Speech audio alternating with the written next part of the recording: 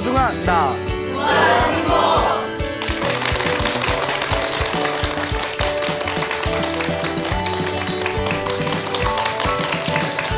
예, 만나서 반갑습니다.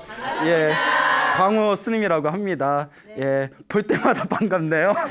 예, 자, 저랑 친분이 있는 노보살님이 한 분 계십니다. 그래서 나이가 지긋하신 보살님이 계시는데 우연히 그 보살님을 제가 만나게 되었어요.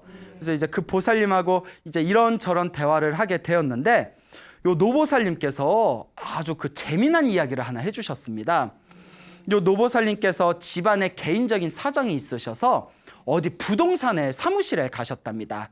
그 부동산 사무실에 딱 들어가셨는데 그 부동산 사무실에 이렇게 붓글씨를 한 서예 작품들이 벽에 사무실에 이렇게 걸려 있더래요. 그래서 이게 보살님이 이렇게 봤는데 붓글씨가 그 필체가 너무 좋더랍니다. 그래서 보살님이 그 부동산 주인 아저씨한테 어머, 이거 글씨가 필체가 너무 좋아요. 이거 누가 쓰신 거예요? 라고 이렇게 질문을 했답니다. 그러니까 그 부동산 주인 아저씨가 예, 이거 제가 쓴 겁니다. 이러시더래요. 그래서 필체가 너무 좋네요. 그런데 이거 어디서 쓰세요? 하니까 뭐 일주일에 한 번씩 그 주민센터에서 그 서예 강좌가 있나 봐요. 거기서 이렇게 서예를 하신다고. 근데 이제 사람 마음이 그렇지 않습니까? 내가 뭐 이렇게 글씨를 쓴 거나 뭐 만든 게 있는데 누가 잘 만들었다, 잘 썼다 칭찬하면 괜히 기분이 좋지 않습니까? 그리고 요 부동산 주인 아저씨가 너무 기분이 좋으셔가지고 이제 책장에서 이렇게 책을 이렇게 꺼내시더래요. 그래서 그 법화경이라는 부처님의 경전이 있는데 여러분 법화경 들어보셨어요? 진짜?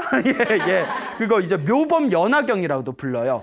묘법연화경이라고도 하고 줄여서 법화경이라고도 하는데 요 법화경을 이렇게 베끼는 것을 사경이라고 합니다.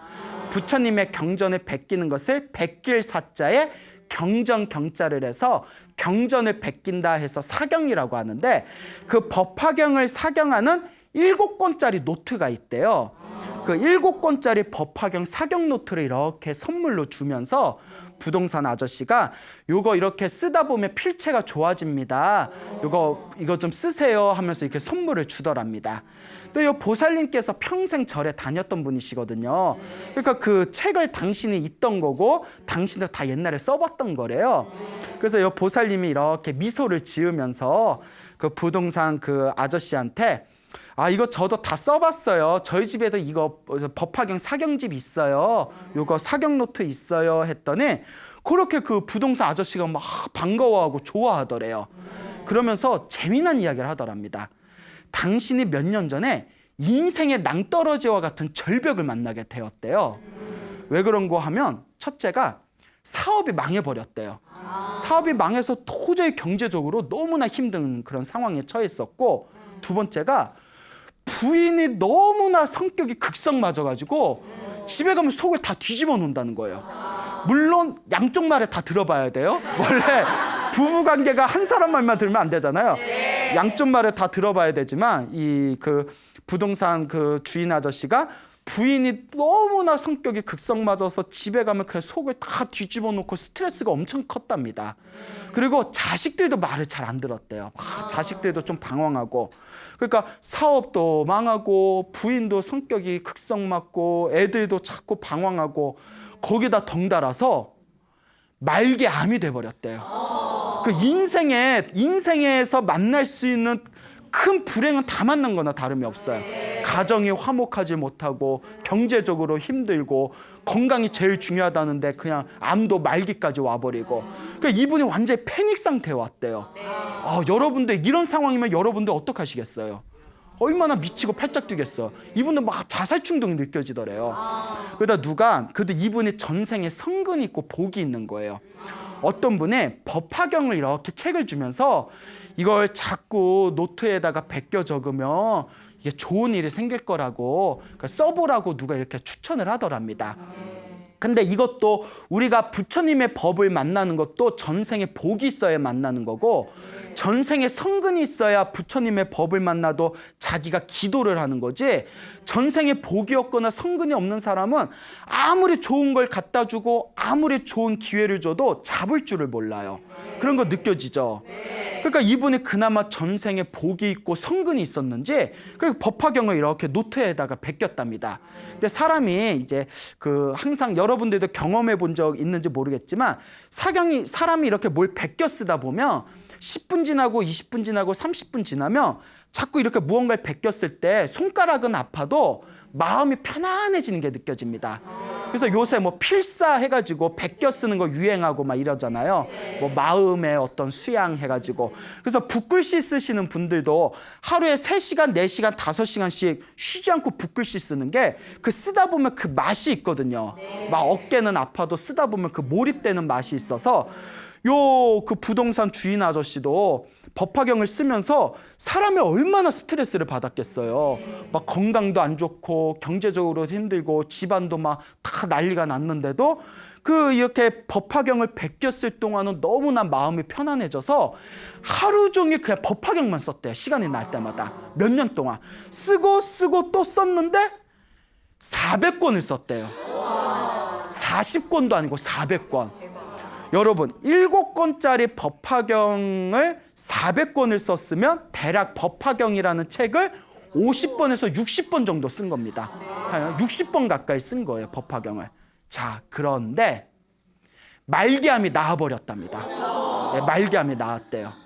그 다음에 두 번째가 부인이 그렇게 극성 맞았는데 부인이 굉장히 온순해졌대요. 그리고 자식들이 굉장히 반듯해졌답니다. 그리고 경제적으로 너무나 힘들었는데 이제는 경제적인 여유를 되찾았답니다.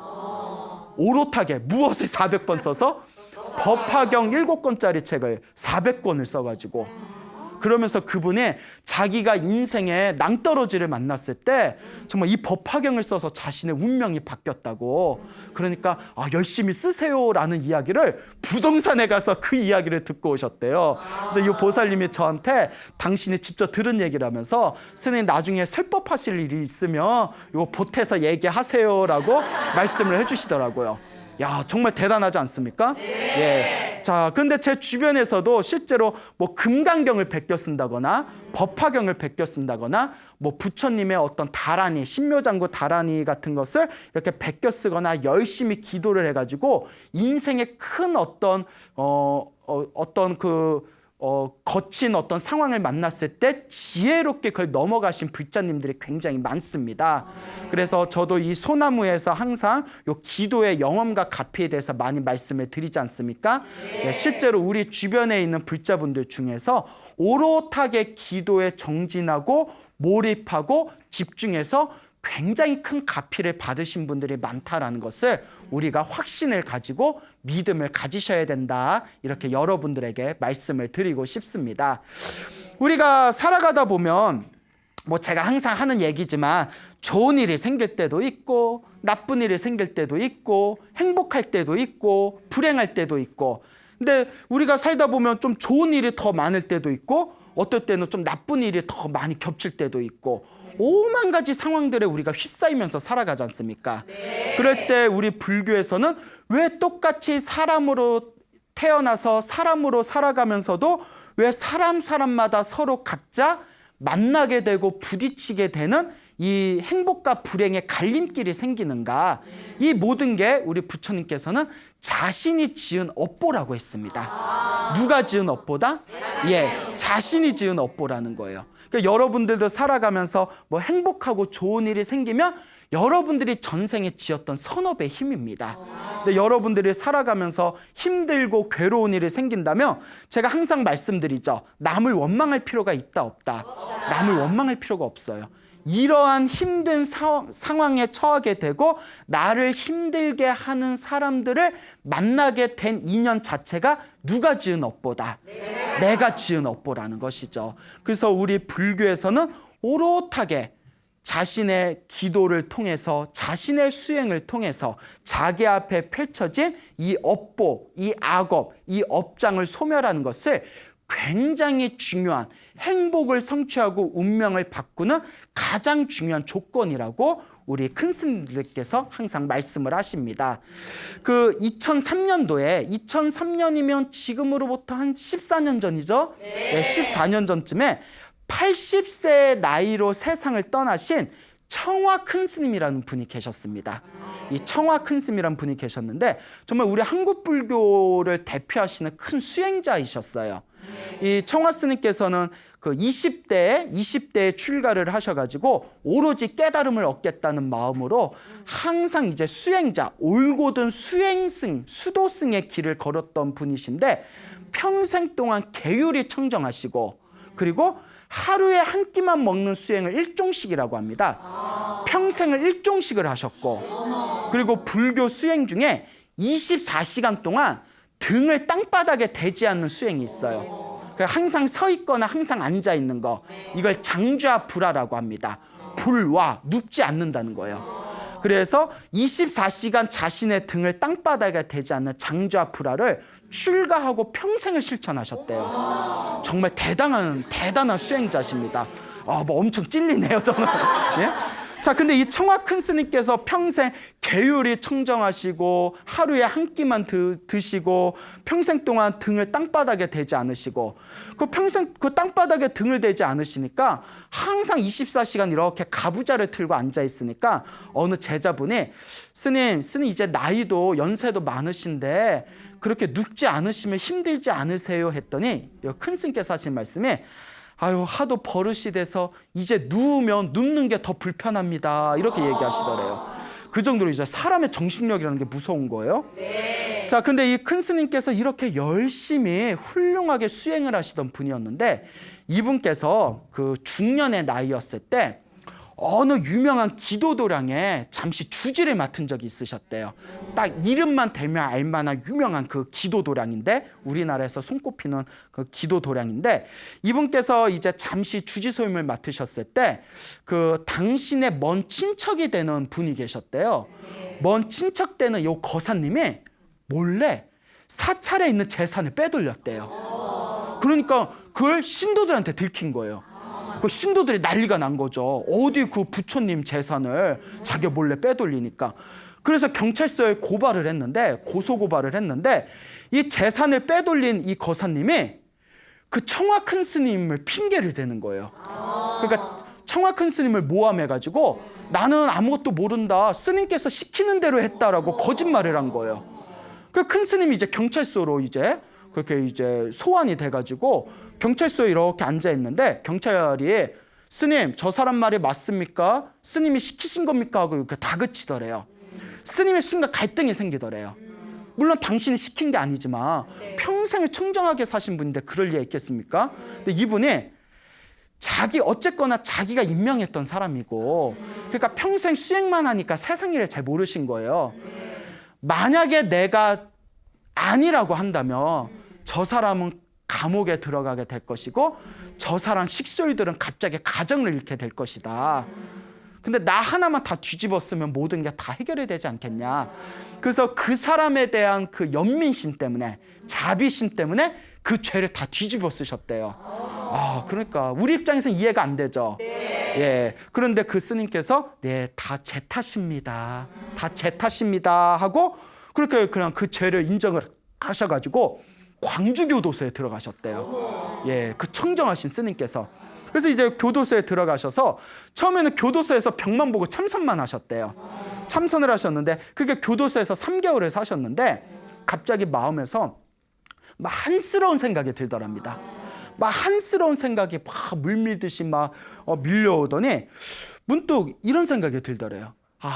내가 출가자인데 내가 스님으로서 내가 이렇게 출가 수행자의 몸으로서 감옥에서 이렇게 살고 있다는 것 자체가 너무나 죄책감이 들고 한스럽구나. 하지만 이 모든 게 다 누구의 업보다? 다 내 업보가 아니겠느냐. 내 전생에 지은 내 업을 내가 지금 받는 거니까 업장을 소멸하기 위해서 이제부터 기도를 좀 하자 해가지고 그때부터 하루 24시간 동안 관세음보살을 불렀대요. 관세음보살, 관세음보살, 관세음보살. 하염없이 관세음보살을 불렀답니다. 관세음보살님, 다 제가 전생에 지었던 업입니다. 이 모든 업장이 소멸하여지이다. 관세음보살, 관세음보살. 그게 24시간 최대한 놓치지 않고 관세음보살, 관세음보살, 관세음보살만 불렀는데 그렇게 일주일이 지났답니다. 그래서 어느 날도 이 밤에 가만히 앉아가지고 그 마음속으로 관세음보살 다 외우고 있는데 순간 의식의 차원이 확 바뀌어버리셨대요. 관세음보살을 쭉 부르다가 의식의 차원이 확 바뀌어버리면서 허공에서 감옥 천전에서 찬란한 빛을 뿜으면서 관세음보살이 하늘에서 싹 내려오는 환상을 보게 됩니다. 눈을 뜬 상태에서 꿈을 꾼 게 아니라 관세음보살 부르면서 하늘에서 관세음보살이 감옥 천장에서 싹 내려오는 환상을 보면서 마음에 엄청난 깨달음을 얻으셨답니다. 어떤 깨달음을 얻으셨냐면 보라, 항상 우리 중생 눈앞에 누가 계시는데 불보살님이 계시는데 관세음보살님이 계시는데 누가 보지 못한 거다. 우리가 보지 못했던 거다. 항상 우리 앞에 관세음보살님이 계셨구나라는 깨달음을 얻으셨답니다. 그렇게 마음이 시원하면서 마음에 편안한 느낌이 드시더래요. 그리고 이 환상을 보시고 나서 며칠 후에 무혐의로 교도소에서 나오시게 되었답니다. 그러니까 업장이 소멸하게 된 거죠. 자, 여기서 중요한 게 있습니다. 우리가 흔히 기도를 하다 보면 스님 저 열심히 기도하고 하는데도 왜 이렇게 안 좋은 일이 생길까요? 라고 말씀하시는 불자님들이 가끔 계십니다. 솔직히 기도, 우리가 나쁜 일 피하자고 기도하는 건데 막상 기도 열심히 했는데 안 좋은 일이 생기면 얼마나 좀 억울한 느낌이 들겠어요. 근데 중요한 게 있습니다. 좋은 일도 나쁜 일도 누가 지은 업이다? 내가 지은 업이다. 내가 지은 업은 누가 받을 수밖에 없다. 내가 받을 수밖에 없는 겁니다. 내가 지은 업보는 어설프게 기도했다고 해서 다 사라지는 게 아닙니다. 내가 지은 업은 내가 받을 수밖에 없고 다만 내가 지은 업을 내가 받아야 되는 게 정상인데 그럼 왜 기도를 하느냐? 기도를 하면 한 만큼 그만큼 내가 지은 업보를 빨리 뭐 할 수가 있다? 소멸시킬 수가 있기 때문입니다. 절대 업을 피할 수는 없습니다. 하지만 내가 받아야 할 업을 크게 받을 걸 작게 받을 수 있고 내가 받아야 할 업을 조금이라도 빨리 소멸시킬 수가 있는 것입니다. 청화 스님도 그런 경우죠. 평생을 젊었을 때부터 열심히 수행을 하셨는데 그분께서 갑자기 감옥에 들어가게 되신 것은 전생에 누가 지은 업보였을까요? 그렇죠. 그 큰 스님께서 풀어야 할 전생의 빚이었고 숙제였고 그 빚과 숙제와 업보를 감옥에서 교도소 안에서 우리 청화 큰 스님은 멋지게 당신의 업보를 소멸시킨 겁니다. 그러니까 여러분들도 살아가시면서 힘든 일이 있고 괴로운 일이 있고 답답한 일이 있을 때 세상을 향해서 누군가를 향해서 옆에 있는 사람을 향해서 화풀이하지 마시고 짜증내지 마시고 다 내 업이다 생각하시고 열심히 기도해 보시기 바랍니다. 간절하게 기도를 하시면 반드시 효험이 있습니다. 그래서 아까도 우리 청화 큰 스님께서 그 감옥 천장에서 관세음보살님이 허공에서 내려오는 환상을 봤다는 말씀을 드렸지만 가끔 저한테 이렇게 기도에 대해서 물어보시는 불자님들한테 하시던 기도가 있으면 꾸준히 하십시오. 무슨 기도를 하든 결국 효과는 똑같습니다. 그런데 하시던 기도가 없으면 기도를 처음 하시는 분이라면 관세음보살 기도를 하십시오라고 저는 많이 권합니다. 왜냐하면 우리 한국 불교가 그래도 가장 많이 보편적으로 하던 연불이 관세음보살 연불이거든요. 그러면서 기도를 하실 때 어느 정도까지 기도하시냐면 꿈속에서 불보살님이 환하게 나타날 때까지 기도해라.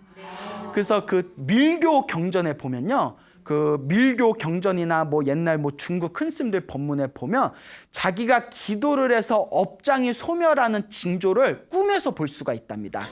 꿈은 무의식을 상징하는 것이거든요.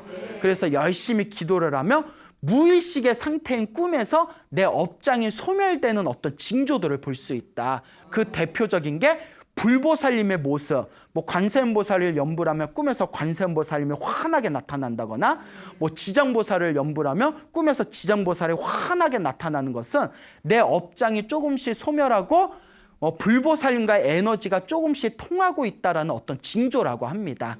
그래서 제가 그 불자님들한테 기도를 하실 때 꿈에서 불보살님이 환하게 나타날 때까지 그렇게 기도하십시오라고 그렇게 말씀을 드린 기억이 있습니다. 그러니까 또 어느 보살님이 스님 기도를 제가 열심히 했는데 이렇게 관세음보살님을 꿈에서 봤습니다. 관세음보살님을 꿈에서 봤는데 요 관세음 보살님이 얼굴은 보여주지 않고 뒤통수만 보여줬습니다. 이럴 때는 어떻게 해야 됩니까? 여러분 촉이 오죠? 예, 더 해야 된다. 더 해야, 뒤통수만 보여준 건 뭐예요? 아직 멀었다는 거다. 그 어디를 봐야 돼요?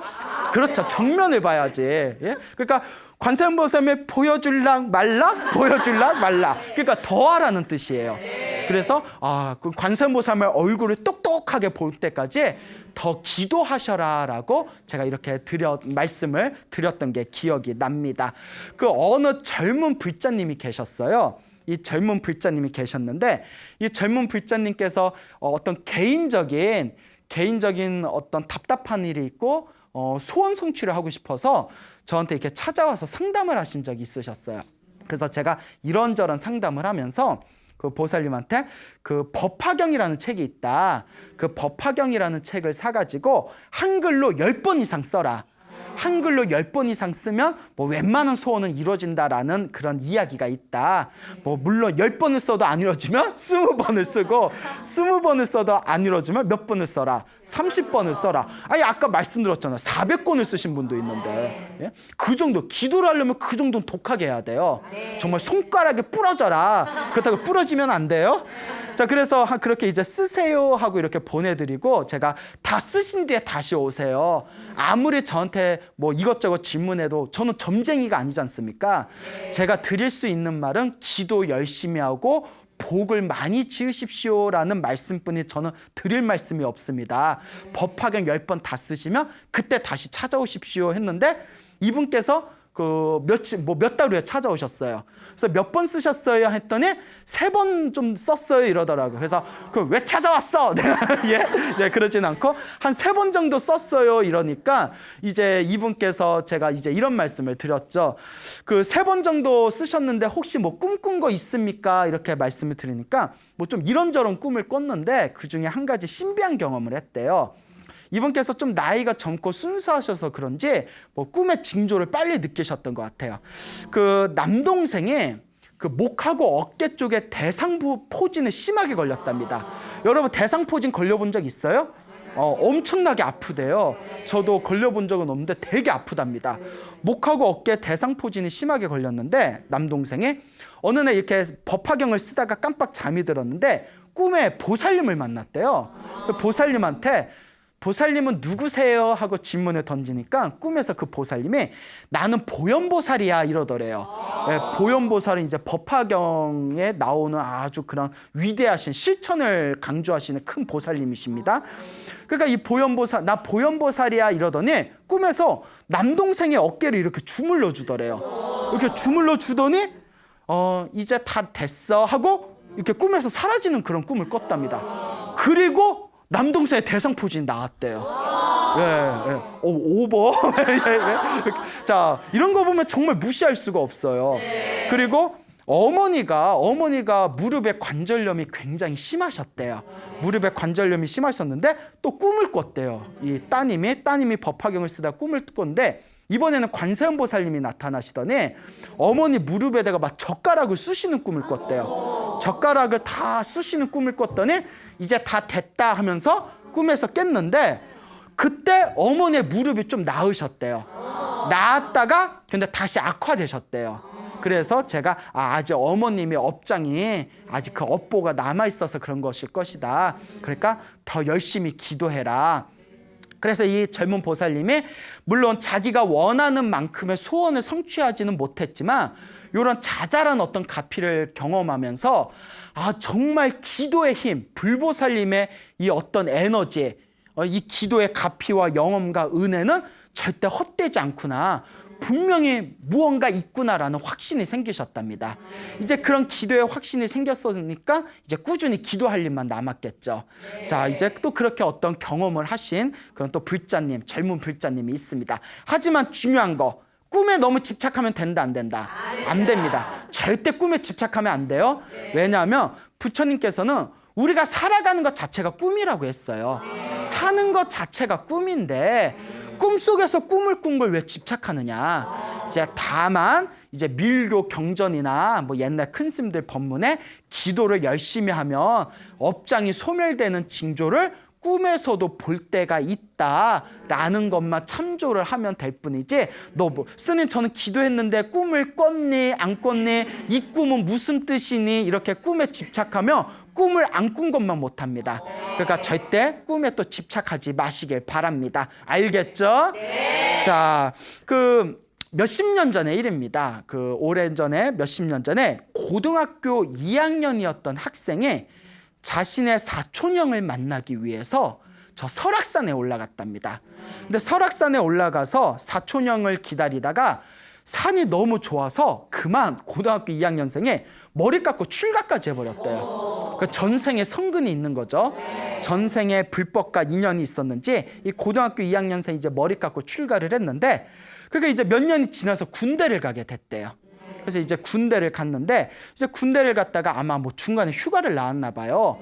대구 어디에서 이제 하룻밤 잠을 자다가 연탄가스를 마셔버렸대요. 옛날에 연탄가스 사건 많았죠.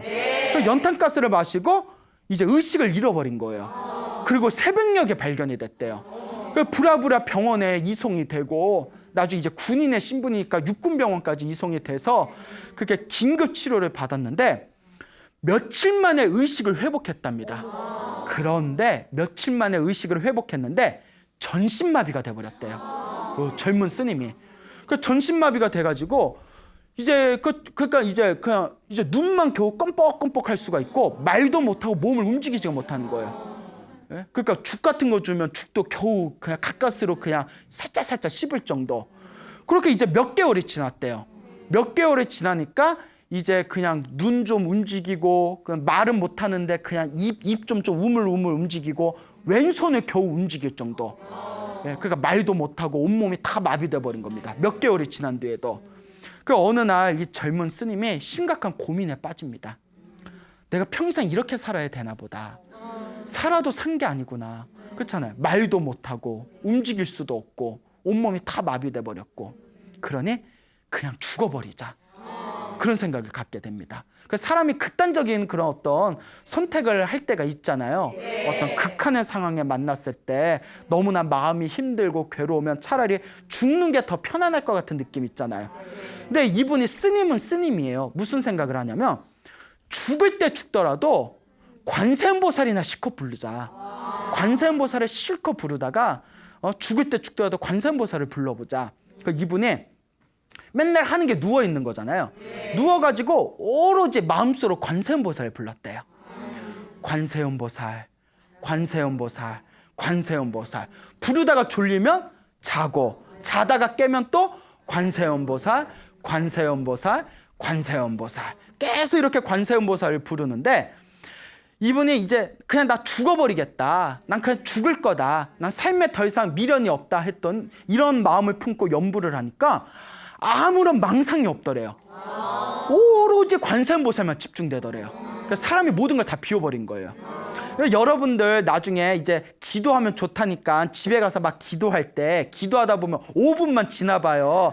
아유, 갯돈 받을 게 얼만데, 아이고, 내일 모레 내가 또 뭐 돈 얼마, 공과금 얼마 나가야 되는데, 아이고, 뭐 나 휴가를 어딜 가야 되나, 애들 밥은 뭘 해줘야 되나, 오늘 저녁은 못 차려야 되나, 그렇잖아요. 그래 안 그래요? 아유, 그리고 또 기도하려고 하면 기도를 1시간을 더 기도를 할까, 가서 그냥 드라마를 볼까, 막 오만 생각이 다 나지 않습니까? 그러니까 우리가 기도 성취가 안 되는 거예요. 오롯하게 하나에 딱 집중을 해야 되는데 오만 가지 망상이 드니까. 그 많은 불자님들이 스님 기도를 열심히 했는데도 왜 기도의 그 어떤 효과를 보기가 힘들까요? 결론은 하나입니다. 집중을 못해서 그래요. 그러면 누가 집중을 못하는 걸까요? 내가 집중을 못해서 그래요. 예, 내가 집중을 못해서. 하지만 중요한 게 있습니다. 집중을 못하더라도 연부를 하는 것 자체는 공덕이 됩니다. 그러니까 집중이 되든 안 되든 그냥 기도하면 됩니다.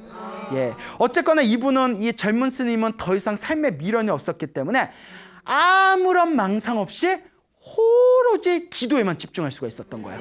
밥 먹다가 이렇게 간호원이 떠주는 밥 먹다가 자다가 깨면 그냥 기도하고, 기도하다가 또 자다가 깨면 또 이제 밥 먹고, 그러니까 하루 24시간을 오로지 연불만 한 거예요. 그렇게 20일이 지났답니다. 근데 그것도 대단한 거예요. 여러분, 아무것도 안 하고 침대에 누워서 염불만 해라 하면 그것도 잘 안 돼요. 그만큼 꾸준하게 한다는 게 어렵습니다. 근데 이분은 20일 동안 모든 미련을 버리고 살면 살고 죽으면 죽고 나는 아무 미련이 없다고 20일을 오로지 그냥 염불에만 집중을 했는데 어느 날 저녁이었어요.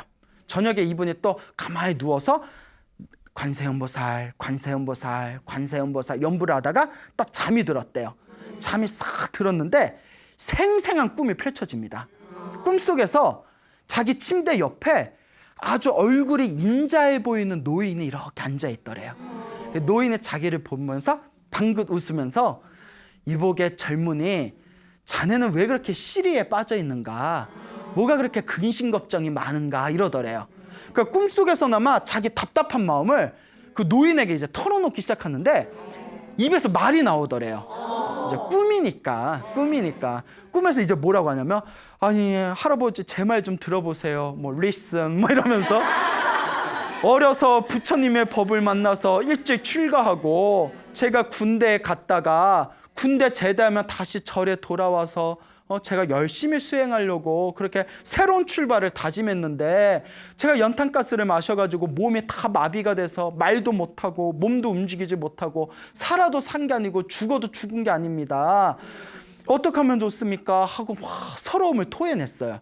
그러니까 그 할아버지가 가만히 듣더니 갑자기 손을 들어서 그 젊은 스님을 이렇게 이마를 만져주더래요. 그러더니 걱정하지 마.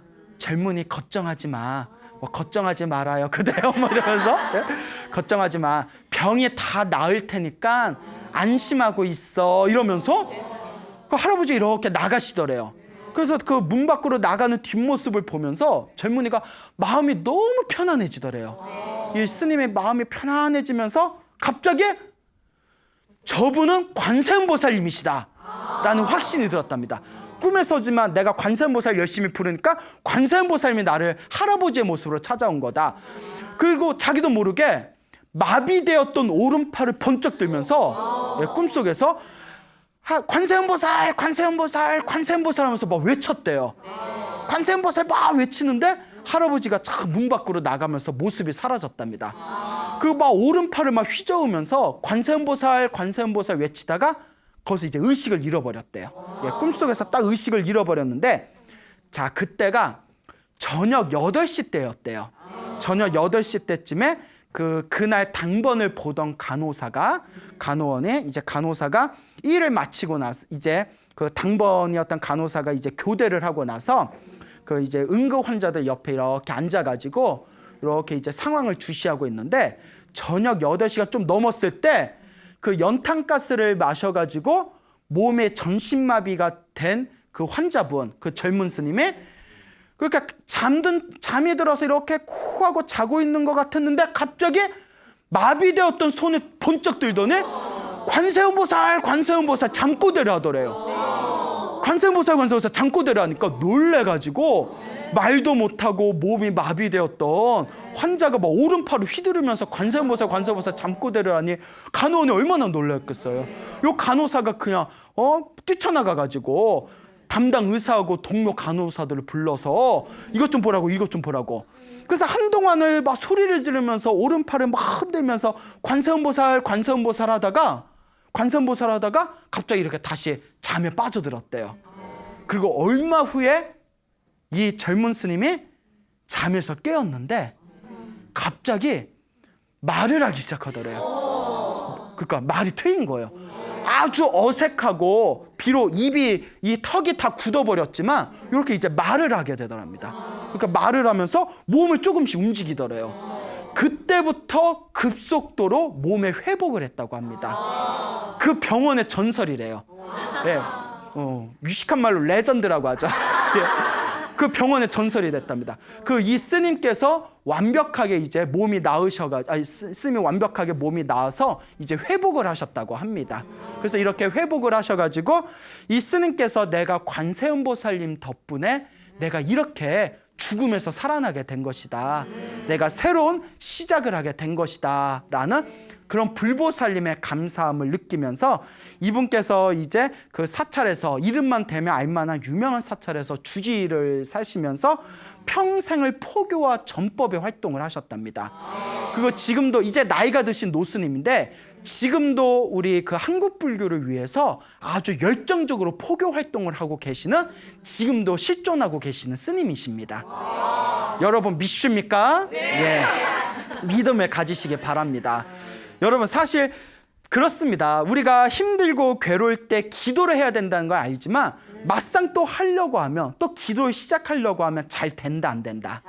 잘 되지가 않습니다. 왜 그런 거 하니? 무엇이 두껍기 때문일까요? 예, 우리의 업장이 두껍기 때문입니다. 업장이 두껍기 때문에 내가 기도해야 된다는 걸 알면서도 기도가 잘 안 돼요.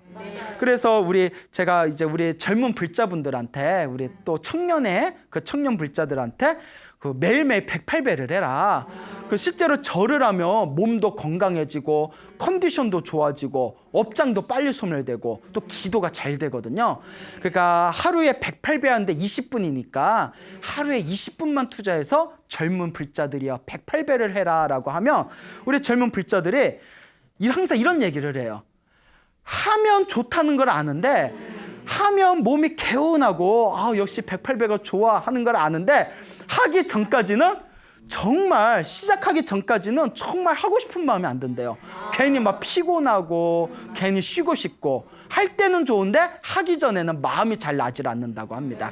그럴 때 제가 항상 우스갯소리를 하는 얘기가, 기도하면 좋다는 걸 알면서도 기도를 잘 하지 못하는 가장 큰 이유는 나의 무엇이 두껍기 때문이다? 업보가 두꺼워서 그래요. 업장이 두꺼워서 그래요. 내가 기도를 해서 업장을 소멸해야 내가 행복을 성취할 수가 있는데, 내 업보가, 내 업장에 내 행복을 성취하는, 내가 기도해야 되는 나의 의지를 자꾸 뒤흔드는 거예요. 그러니까 기도해야 된다는 걸 알면서도 기도가 안 될 때는 내 업덩어리가 내가 기도를 못하게 나를 막아서고 있구나, 나를 장애하고 있구나, 나를 뒤흔들고 있구나. 그걸 여러분들이 꿰뚫어 보셔야 됩니다. 아시겠죠? 그래서 제 그 청년회를 하다 보면 이제 가끔 청년들이 이렇게 찾아오지 않습니까? 그러면 이제 청년들도 다 고민이 있지 않습니까? 뭐 취업 고민도 있고, 뭐 연애 고민도 있고. 그래서 저 연애 상담하는 불자들한테 항상 하는 얘기가 있어요. 다 필요 없고 그냥 머리나 깎아. 뭐 이런 거예요. 근데 안 깎더라고요. 자, 그 여러 가지 고민이 있는데, 그럴 때마다 저는 항상 하는 얘기가, 우리 불자들한테 제가 하는 얘기가, 전생에 복을 많이 지었으면 이번 생에 알아서 좋은 일이 많이 생길 것이고, 전생에 지어놓은 복이 없으면 이번 생에 아무리 노력해도 좋은 일이 생기지 않고 자꾸 장애가 생기게 된다. 다 내가 전생에서부터 지었던, 과거에서부터 지었던 나의 복이 부족해서 그런 거니까 지금부터라도 좀 기도를 많이 해라, 복을 많이 지어라 라고 항상 신신당부를 합니다. 근데 이제 우리 청년 불자들, 처음에 절에 온 청년의 불자들은 기도하는 방법을 잘 모르지 않습니까? 그래서 제가 항상 강조하는 게, 일단 108배를 해라. 왜냐하면 우리가 절이라는 표현을 쓸 때 너 어디가? 나 절에 가 이러잖아요. 그 절을 왜 절이라고 하느냐? 절을 많이 해서 절이라고 한다는 얘기가 있어요. 실제로 절에 오면 절을 해서 절을 많이 하기 때문에 절이라고 부른다. 그래서 불교 수행의 첫 번째는 절입니다. 그래서 나중에 나이 들고 연세 드시고 무릎에 관절이 약해지면 절을 하고 싶어도 못하게 돼요. 그러니까 젊었을 때라도 조금이라도 더 절을 해라. 그래서 절을 하면 일단 몸이 건강해지고, 그리고 업장이 빨리 소멸되고, 그리고 마음이 편안해지고, 그리고 절을 많이 하면 다음 생에 사람으로 태어나도 미남 미녀로 태어나고, 예. 그 여러분들 이렇게 세수하다가 어머 나 얼굴이 2% 부족해 라고 느끼는 분들은 내가 전생에 절을 안 했구나, 아이고 전생에 절을 조금만 더 했으면 이 2%가 채워졌을 텐데, 뭐 이런, 그렇죠? 제가 또 낱말의 처지는 아니에요. 자, 어쨌거나 제가 잘생겼다는 얘기는 못 들어봤는데 귀엽다는 얘기는 많이 들어봤어요. 예, 넘어갑시다. 씁쓸해. 자, 그리고 절을 많이 하면 다음 생에 천상세계에 태어나게 되고, 그 가장 중요한 게 절을 많이 하면 언젠가는 깨달음을 빨리 얻게 된다고 합니다. 그래서 우리 그 젊은 불자들한테 절을 많이 하라고 권하고, 그 다음에 연불을 하라고 권하는데 처음에 연불 하면 집중이 잘 안 되거든요. 그래서 제가 항상 강조하는 게 그러면 연불에 집중이 안 되면 노트에다가 깨끗한 A4 용지나 노트에다가 무조건 관세음보살을 하루에 108번 이상씩 써라. 쓰다 보면 집중이 잘 되거든요. 그래서 매일 108배를 하고 매일 깨끗한 종이에다가 관세음보살을 하루에 108번 이상씩 쓰고 마음속으로 소원을 빌어라 라고 가르칩니다. 그런데 의외로 효과 보신 분들이 많아요. 제가 아는 어떤 젊은 불자님은 제가 이렇게 가르쳐 준 대로 이렇게 꾸준히 했더니 이상하게 뭐 자기 원하는 소원이 딱 성취되거나 뭐 로또가 막 당첨되거나 이런 건 아니지만 일단 이상하게 주변의 일들이 조금 편안해지고 일단 마음이 평온해져서 좋다고. 그래서 그렇게 기도하시는 분들은, 꾸준히 기도하는 분들은 얼굴에 관상이 바뀝니다. 얼굴이 되게 맑고 밝아져요, 실제로. 여러분들도 기도하시면 얼굴에서 막 빛이 나올 거예요. 뭐 나와봤자 거기서 거기겠지만 자, 그렇기 때문에 여러분, 이 기도라는 것은 어쩌다 마음 내서 하는 게 아니라 밥 먹는 것과 같습니다. 밥은 우리 하루에 한 끼 이상 무조건 밥을 챙겨 먹잖아요. 기도도 그와 같습니다. 하루에 한 번은 반드시 내가 챙겨야 되는 불자의 살림살이가 바로 기도입니다. 그러니 여러분, 기도를 하고 복을 짓고 평소에 마음을 잘 쓰신다면 여러분들의 삶이 안락해지고 편안해지게 되실 것입니다. 여러분, 행복해지고 싶습니까? 네. 행복한 삶을 창조하고 싶습니까? 네. 복을 지으십시오. 선업을 지으십시오. 공덕을 쌓으십시오. 복과 선업과 공덕의 힘이 여러분들을 진정한 행복의 길로 이끌어 줄 것입니다. 오늘 여기서 마치겠습니다. 소중한 나 무한행복.